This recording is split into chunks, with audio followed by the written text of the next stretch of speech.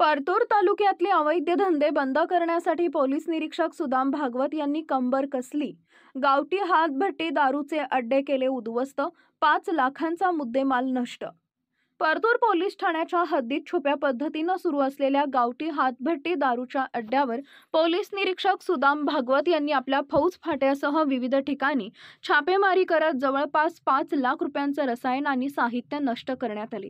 Police अधीक्षक अजय कुमार बंसल, अपर police अधीक्षक आयुष नोपाणी, प्रभारी उपविभागीय पोलीस अधिकारी विशाल खांबे यांच्या मार्गदर्शनाखाली गेल्या आठवड्याभरापासून अवैध दारू विक्री करणाऱ्या विरुद्ध परतूर पोलिसांनी मोहीम राबवत ही कारवाई केली आहे.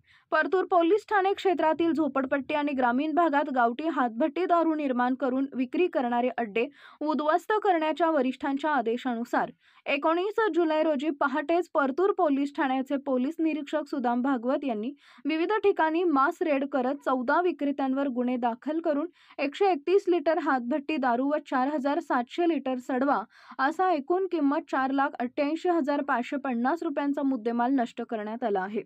दरम्यान पोलीस निरीक्षक सुदाम भागवत यांनी ठाणे हद्दीत अवैध धंदे करण्यासाठी मोहीम हाती घेतली असून अवैध धंदे सुरू असल्याची माहिती देण्याचं आवाहन केलं आहे.